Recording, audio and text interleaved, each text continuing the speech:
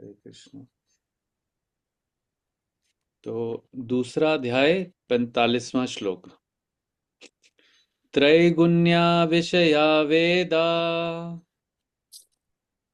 गुण्या विषया वेदा निस्तर्ये गुणे भवा अर्जुना। निस्त्रय गुण्य भवे अर्जुन अर्जुन निर्द्वंद्वो नित्यसत्त्वस्थो निर्द्वंदो नित्य निर्द्वन्द्वो नित्य सत्वस्थो सत्वस्थो निर्योगाश्मेन आत्मवान्। निर्योगक्षेम निर्योगशील आत्मवान् आत्मवान् त्रैगुण्या विषया वेदा त्रैगुण्या विषया वेदा निस्तर्त्रिय गुणे भव अर्जुना। निस्त्रे निस्त्रय गुण्यो गुण्यो भवार्जुना भवार्जुन निर्द्वन्द्वो नित्यसत्त्वस्थो निर्द्वंदो निर्द्वन्द्वो नित्य सत्वस्थो नित्यसत्त्वस्थो निर्योगक्षेम आत्मवान्। निर्योगक्षेम आत्मवान् निर्योगशील त्रैगुणया विषया वेदा विषया वेदा वेदा निस्त्रय गुणयो भव अर्जुना। निस्त्रे गुण्यो पुण्यो भवार्जुना भवार्जुन निर्द्वन्द्वो नित्यसत्त्वस्थो निर्द्वंदो नित्य सत्त्वस्थो सत्वस्थो निर्योगाक्षेम आत्मवान्। निर्योगक्षेम आत्मवान् वेदों में मुख्यतः वेदों में वेदों में मुख्यतः प्रकृति के 3 गुणों का वर्णन हुआ है। प्रकृति के तीनों तीनों गुणों गुणों का का गुणों का वर्णन हुआ है। हे अर्जुन, हे हे अर्जुन, अर्जुन इन 3 गुणों से ऊपर उठो। इन तीनों गुणों तीनों से गुणों से ऊपर उठो। समस्त द्वैत और लाभ तथा सुरक्षा समस्त द्वेषों और लाभ और तथा लाभ और सुरक्षा सुरक्षा की सारी चिंताओं से मुक्त होकर की सारी चिंताओं सारी से सुरक्षा मुक्त होकर सुरक्षा की सारी चिंताओं से मुक्त होकर आत्मपरायण बनो। आत्मपरायण बनो। आत्मपरायण वेदों में मुख्यतः प्रकृति के 3 गुणों का वर्णन हुआ है। हे अर्जुन, इन 3 गुणों से ऊपर उठो। समस्त द्वैत और लाभ तथा सुरक्षा की सारी चिंताओं से मुक्त होकर आत्मपरायण बनो। तो एक के बाद एक जो है वो इंस्ट्रक्शन अर्जुन को आ रही है भगवान श्री कृष्ण से। तो इसका तात्पर्य श्रीला प्रभुपाद जी के द्वारा दिया गया, उसको पढ़ेंगे। कौन पढ़ना चाहेंगे? कल कविता मैं माता पढ़ जी। देती हूँ प्रभु जी। हाँ जी, पढ़िए सारी। हरे कृष्णा। सारे भौतिक कार्यों में प्रकृति के तीनों गुणों की क्रियाएं तथा प्रतिक्रियाएं निहित होती हैं। इनका उद्देश्य कर्म फल होता है, जो भौतिक जगत में बंधन का कारण है। वेदों में मुख्यतः सकाम कर्मों का वर्णन है, जिससे सामान्य जन क्रमशः इंद्रिय तृप्ति के क्षेत्र से उठकर आध्यात्मिक धरातल तक पहुंच सकें। कृष्ण अपने शिष्य तथा मित्र के रूप में अर्जुन को सलाह देते हैं कि वह वेदांत दर्शन के आध्यात्मिक पद तक ऊपर उठे, जिसका प्रारंभ ब्रह्म जिज्ञासा अथवा परम आध्यात्मिकता पर प्रश्नों से होता है। इस भौतिक जगत के सारे प्राणी अपने अस्तित्व के लिए कठिन संघर्ष करते रहते हैं। उनके लिए भगवान ने इस भौतिक जगत की सृष्टि करने के पश्चात वैदिक ज्ञान प्राप्त किया, जो जीवन यापन तथा भव बंधन से छूटने का उपदेश देता है। जब इंद्रिय तृप्ति के कार्य तथा कर्म कांड समाप्त हो जाते हैं, तो उपनिषदों के रूप में भगवत साक्षात्कार का अवसर प्रदान किया जाता है। ये उपनिषद विभिन्न वेदों के अंश हैं, उसी प्रकार जैसे भगवत गीता पंचम वेद महाभारत का एक अंग है। उपनिषदों से आध्यात्मिक जीवन का शुभारंभ होता है। जब तक भौतिक शरीर का अस्तित्व है, तब तक भौतिक गुणों की क्रियाएं प्रतिक्रियाएं होती रहती हैं। मनुष्य को चाहिए कि सुख दुख या शीत ग्रीष्म जैसी द्वैतताओं को सहन करना सीखे और इस प्रकार हानि तथा लाभ की चिंता से मुक्त हो जाए। जब मनुष्य कृष्ण की इच्छा पर पूर्णतया आश्रित रहता है, तो यह दिव्य अवस्था प्राप्त होती है। हरे कृष्ण। ॐ अज्ञानतिमिरन्धस्य ज्ञानञ्जनाशलाकया चक्षुरुन्मिलितं येन तस्मै श्रीगुरुवे नमः। श्रीचैतन्यमनोभीष्टं स्थापितं येन भूतले स्वयं रूपः कदा मह्यं ददाति स्वपदान्तिकम्। वन्देऽहं श्रीगुरु श्रीयुतापदकमलं श्रीगुरून् वैष्णवांश्च श्रीरूपं साग्रजातं सहगण रघुनाथान्वितं तं सजीवं साद्वैतं सावधूतं परिजनसहितं कृष्णचैतन्यदेवं श्रीराधा कृष्णपादान् सहगण ललिता श्रीविशाखान्वितांश्च। हे कृष्ण करुणा सिंधु दीनबंधु जगतपते गोपेशा गोपिका कांत राधा कांत नमस्तुते। तप्त कांचन गौरांगी राधे वृंदावनेश्वरी वृषभानुसुते देवी प्रणमामि हरिप्रिये। वाञ्छ कल्पतरुभ्यश्च कृपा सिन्धुभ्येव च पतितानां पावनेभ्यो वैष्णवेभ्यो नमो नमः। जय श्री कृष्ण चैतन्य प्रभु नित्यानंद श्री अद्वैत गदाधर शिवासादि गौर भक्त वृंद।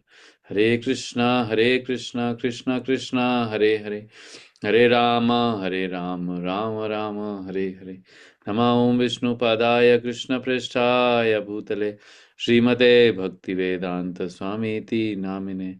नमस्ते सरस्वते देवे गौरवाणी प्रचारिणे निर्विशेषा शून्यवादी पाश्चात्य देश तारिणे। श्रील प्रभुपाद की जय गौर भक्तवृंद की जय। हरे कृष्णा। तो सारिका माता जी क्या समझ आया आपको पढ़ के?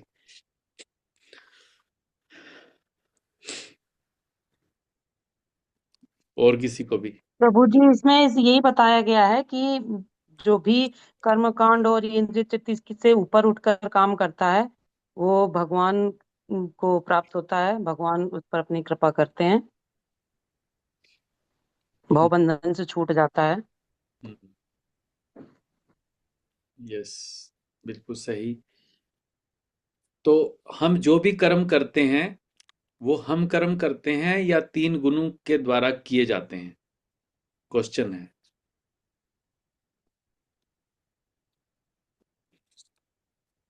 तो यहाँ पर बताया गया है कि सारे भौतिक कार्य प्रकृति के तीन गुणों की क्रियाएं तथा प्रतिक्रियाएं निहित होती हैं। तो उसका जो बेसिस है वो तीन गुण हैं जो हमसे करवाते हैं। भगवत गीता के स्टार्टिंग में जो फोटोज हैं उसमें एक पेज आता है जिसमें ऊपर तीन लेडीज हैं, उनके हाथ में बहुत सारे रस्सियां हैं और नीचे एक व्यक्ति है और वो उससे बंधा हुआ है, रस्सियों से बंधा हुआ है। तो उसी तरीके से हम भी तीन गुनु, गुनु का मतलब होता है, अर्थ होता है क्वालिटी भी होता है, और संस्कृत में दूसरा अर्थ है इसका रस्सी। तो ये तीन गुण जो हैं ये हमको हमेशा बांध के रखते हैं। जब तक हम जब तक हम बद्ध जीवन में हैं तो हमें ये बांध के रखते हैं। सो इनका उद्देश्य कर्म फल होता है, और ये जितनी भी हम प्रतिक्रियाएं करते हैं तीन गुणों के अंडर, उसका पर्पस क्या होता है? फल, फल मिलना, और जो भौतिक जगत में बंधन का कारण है। तो जब हम गुणों के अंडर कार्य करते हैं, कर्म करते हैं, तो उससे हमें कुछ फल मिलता है, और उस फल हमारे बंधन का कार्य बनता है। तो इसी तरीके से जो हमारे शास्त्र हैं, जो वेद हैं, तो हमारे वेदों में बहुत ही स्पेसिफिक सेक्शंस हैं जो कि हमने पिछले श्लोक में भी डिस्कस किया कर्म कांड का। तो वो हमें क्रमशः, मतलब स्टेप बाय स्टेप, हमको पहले हमें वो बताता है कि आपको कर्म कांड कैसे करना है, उसके अपनी इंद्रिय तृप्ति कैसे करनी है, क्योंकि सबका लक्ष्य वही है। इस भौतिक जगत में आने का लक्ष्य है इंद्रिय तृप्ति। तो वहीं से स्टार्ट होता है वे वेदों में भी, और धीरे धीरे हमें वो एक्टिविटी करते करते हम आध्यात्मिक धरातल तक पहुंच जाते हैं। तो यहाँ पर कृष्णा जो हैं वो बोल रहे हैं कि वो अपने शिष्य और मित्र को, अर्जुन को सलाह दे रहे हैं कि तुम ये जो वैदिक कर्म कांड और ये जो वेदों के इंस्ट्रक्शंस हैं जो कि कर्म फल में बांधने वाले हैं, उससे ऊपर उठो। अब ऊपर कैसे उठेगा व्यक्ति? तब व्यक्ति उठेगा जब उसके अंदर जिज्ञासा आएगी कि क्या पूरे वेदों का पर्पस यही है कि बस कुछ भी कर्म करो और उसका फल मिलेगा, उसको एंजॉय करो? क्या वेदों का पूरा पर्पस यही है? फिर उसके बाद आगे लिखा जाता है, इस भौतिक जगत में सारे प्राणी अपने अस्तित्व के लिए कठिन संघर्ष करते हैं। उनके लिए भगवान इस भौतिक जगत की सृष्टि करने के पश्चात वैदिक ज्ञान प्रदान किया है। तो उस वेदों का पर्पस ये नहीं है कि बस जो हमने एक्टिविटी करनी है, जो हमारी नीड है, उसके लिए कुछ कर्म किया, उसका फल मिला, दैट्स इट। तो उसके आगे जाने के लिए इस बंधन से, ये जो कर्म किया उसका रिजल्ट आया, फिर उसमें बंध गए, फिर दोबारा कर्म किया, फिर उसका रिजल्ट आया, उसको एंजॉय किया, इस भव बंधन से छूटने का उपदेश कहाँ से मिलता है हमें? वैदिक ज्ञान से मिलता है। तो जब व्यक्ति इंद्र तृप्ति के कार्य तथा या कर्म कांड समाप्त हो जाते हैं, मतलब अब वो उब जाता है कि बस हो गया, अभी अभी इससे उसको सेटिस्फेक्शन नहीं मिलती, तो वो जो वेद हैं चार, उनका उनका जो सप्लीमेंट्री बुक्स हैं वो हैं 108 उपनिषद। तो वो उपनिषदों के को पढ़ने लगता है। फिर पहले वो वेद पढ़ता है, उसमें कर्म कांड में वो फंस फंस जाता है।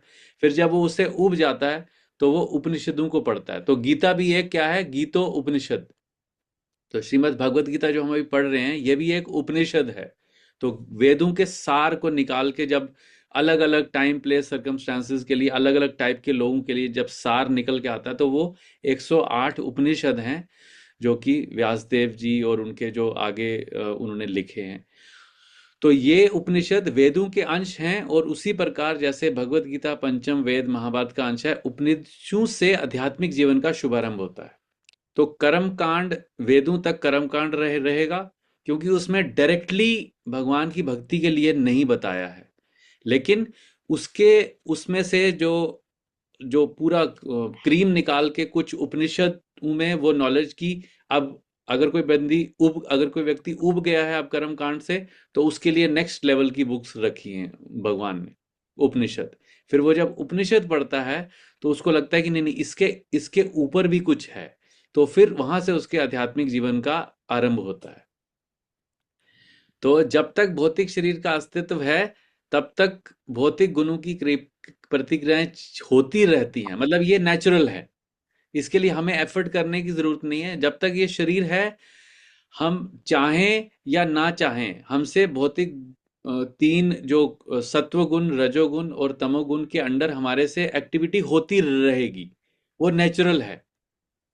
लेकिन मनुष्य को चाहिए कि सुख दुख या शीत गर्मी जैसी द्वैताओं को सहन करना सीखे। और इस प्रकार ये जो ड्युअलिटी है ना, तो जब हम, अगर हमें ये देखना है कि क्या मेरा एक्शन तीन गुणों के अंडर है, उसका पैरामीटर क्या है कि क्या वो कर्म करने के बाद मेरे को उसके फल की इच्छा है या नहीं है।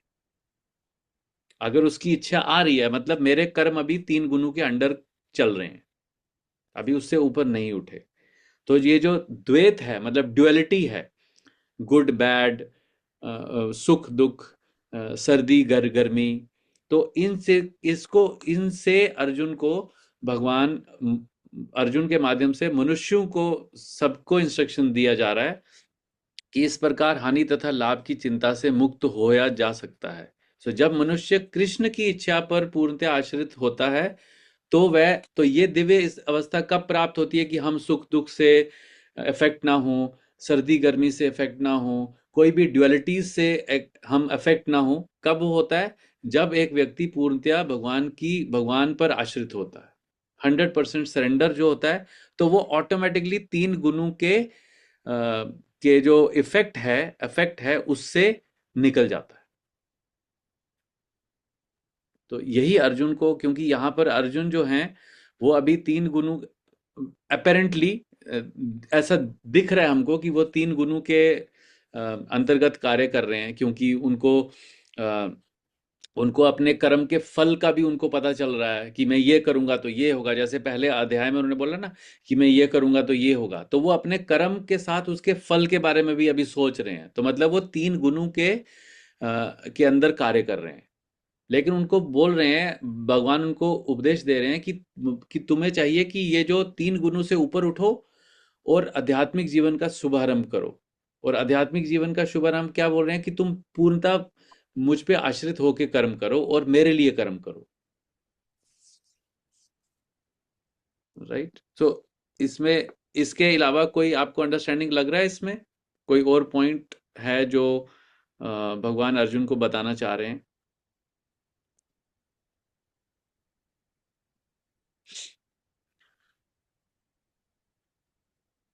तो जितने भी लोग कर्म कांड करते हैं, कर्म, वो ऐसा नहीं है कि वो वैदिक अथॉरिटी को फॉलो नहीं करते, वो भी वैदिक अथॉरिटी को ही फॉलो कर रहे हैं, लेकिन वो फर्स्ट लेवल को फॉलो कर रहे हैं।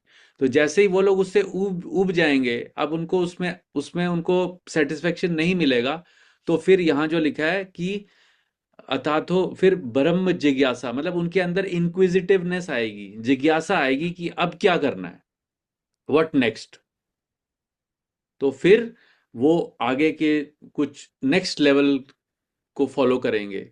जैसे हम में से भी काफी लोग जो हैं वो पहले अलग लाइफ जीते थे, अभी अभी हमें पता है कि वो भी लाइफ है, लेकिन जैसे भगवान बोलते हैं कि परम दृष्टवा निवर्तते। सो जब हमें हायर टेस्ट मिलता है तो हम लोअर टेस्ट हमसे ऑटोमेटिकली छूट जाता है, हमें उसके लिए एफर्ट नहीं करना पड़ता। तो जैसे ही हमारे को उपनिषदों को हम उपनिषदों से जब हम नॉलेज गेन करने लगते हैं, तो हमें वैदिक कर्मकांड वो वाले चीजें हमें अट्रैक्ट नहीं करती ज्यादा, मतलब हमें बिल्कुल भी अट्रैक्ट नहीं करती, इवन तो हमें पता है कि हम वो एक्टिविटीज करते थे, लेकिन अब हमें वो अट्रैक्ट नहीं करती। तो यही हमारे लिए इंस्ट्रक्शन है कि हमें ये जो ड्युअलिटीज हैं जो कि 3 गुणों के अंतर्गत कर्म करने से उत्पन्न होती हैं, उससे अपने को ऊपर उठाना चाहिए, जिससे कि हम जो है हानि और लाभ की चिंता से मुक्त हो जाएं। और ये पॉसिबल तब है जब हम भगवान पे पूर्णतः आश्रित होंगे। तो जैसे जैसे जितना जितना हम सरेंडर भगवान पे करते रहेंगे, उतने उतनी क्वांटिटी में हम 3 गुणों के प्रभाव से बाहर निकलते जाएंगे। ये यथा माम प्रपद्यन्ते तमस्तते भजाम्यहम्। जितना जितना हम शरणागत करेंगे, उतना 3 गुणों के प्रभाव से हम छूटते जाएंगे। इस तरीके से भगवान यहाँ अर्जुन को ये इंस्ट्रक्शन दे रहे हैं।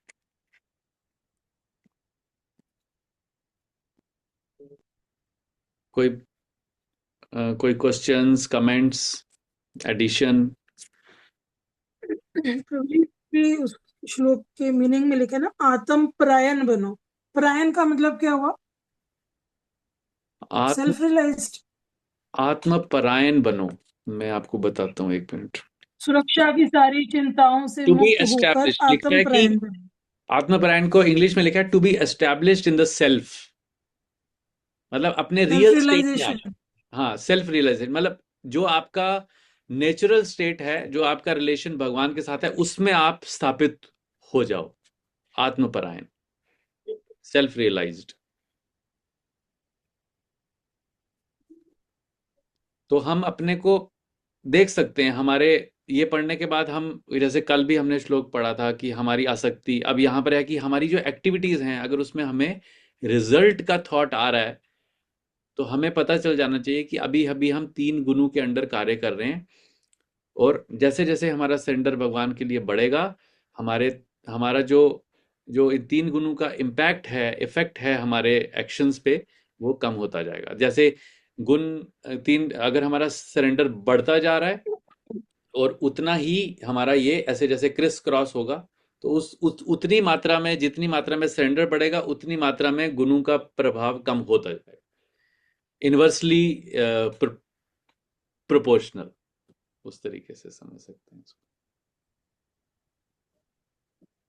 ठीक है, तो इस पे चिंतन करते हैं हम आज के दिन के, कल शाम तक हम इस पे चिंतन करते हैं, और फिर आगे की इंस्ट्रक्शन क्या होंगी उसको हम पढ़ेंगे। ये आगे में अभी कंटिन्यूसली इंस्ट्रक्शन चल रही हैं जो अर्जुन के माध्यम से हम सबको मिल रही हैं, तो हमें इसका लाभ उठाना है। ठीक है, इसको ऐसे भी जान सकते हैं कि जो कर्म कांड है वो भौतिक आसक्ति बढ़ाता है। Yes, exactly.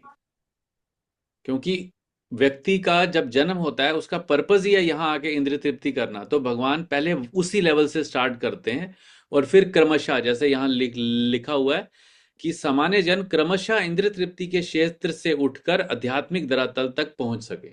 तो वैदिक नॉलेज का, वैदिक जो पूरा ये जो ग्रंथ हैं, हमारी बुक्स हैं, उसका पर्पज ही यही है कि हम जिस लेवल पे वो हमारा सबसे लोएस्ट लेवल है, मतलब ह्यूमन बीइंग का। अगर एक ह्यूमन बीइंग धार्मिक नहीं है, वो तो एनिमल के लेवल पे है। ये ह्यूमन बीइंग से लेवल से स्टार्ट होता है कि जो वेदों को पढ़ते हैं। जो नास्तिक हैं, जो पढ़ते नहीं है, फॉलो नहीं करते, वो तो नीचे के लेवल पे हो गए। लेकिन ये बेसिक ह्यूमन बीइंग के लेवल से स्टार्ट होके उसको एलिवेट करता है। इसलिए प्रभुपाद जी बोलते हैं ना कि 4 लाख टाइप के मनुष्य हैं। तो उसमें से सबसे जो लोएस्ट कैटेगरी है, वो मनुष्य। ऐसे हैं कि जो वैदिक कर्मकांड से बहुत ज्यादा अट्रैक्ट होते हैं, और फिर धीरे धीरे उनका एलिवेशन होता है। जैसे वो उपनिषद, फिर उसके बाद पुराण, फिर भागवत पुराण तक जो व्यक्ति पहुंचता है लास्ट में, वो सबसे हाईएस्ट लेवल पे होता है।